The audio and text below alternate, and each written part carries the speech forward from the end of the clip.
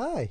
Within this lecture, we're going to see how we can retrieve the information from the target computer so that we can know how hackers steal usernames and passwords from the target computers when they run a man-in-the-middle attack. Now, I am man-in-the-middle, right? I have the same MAC address on my Kali Linux and my gateway in my Windows virtual machine. Now it means that I get to get these packets from this computer before sending them to the router, or getting from the router and before sending them to this virtual machine. And in order to actually see these packets, we have to have a sniffer module running on our better cap. And of course we have this module, right? So if you come over here, we are looking for net.snif. So as usual, I'm going to run help net.snif.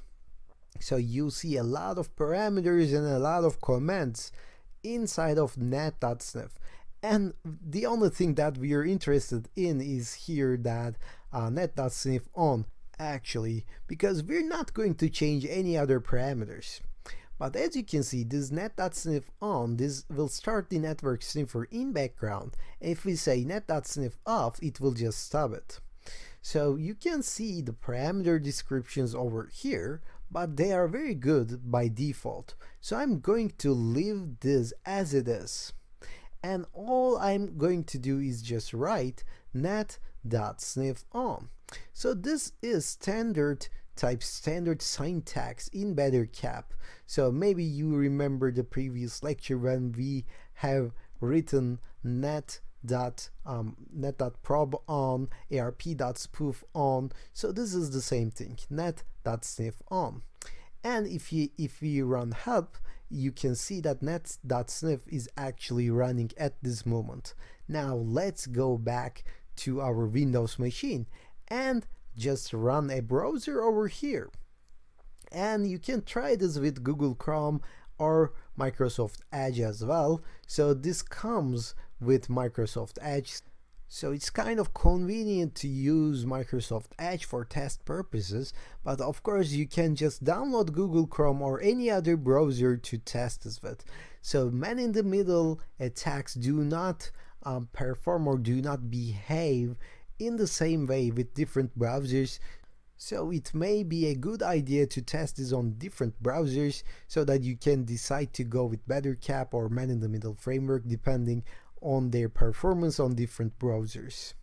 So I'm going to go over my unicornitems.com one more time.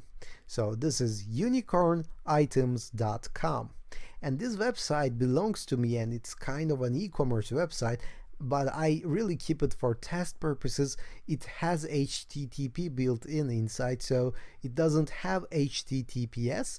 Later on we're going to see what kind of websites can we use in order to test HTTPS as well. For example, right now you can just go google.com and it obviously uses HTTPS, and you can see these HTTPS secure sign in front of this website. Okay, so it's kind of easy to get data from HTTP, and we're gonna start with HTTP. As you can see, we get this data in net.snif module over here, right? We have all of these packets coming onto our terminal. And in fact, we can see the HTTPS websites as well. So the target is browsing msn.com, target is browsing google.com, and everything. So MSN comes from this default page, and Google, yep, we actually entered into Google and we went into unicornitems.com. We can see every log coming on our terminal. What we cannot see in HTTPS is the details of these packets, like usernames and passwords, and we're gonna deep dive into that later on in this course. So over here we see this coming and going, but what we want to do is to find out how we can get the usernames and passwords, right? So I'm gonna go ahead and close this down and continue with this unicorn items, and I'm going to click on this My Account tab so that we can have this login page. So in the username and password section, I'm gonna go for test for username, and for password you can just make something up like 123456 123456 and hit login. So it will send the request, but it won't be successful obviously because we don't have that kind of account in Unicorn Items. But if you come over here to your terminal, then you can search for this username and password, and we're gonna get those over here. Like in this packet we see the unicornitems.com, and over here we see unicornitems.com login page, my account page, okay? But I believe we cannot see the username and password yet.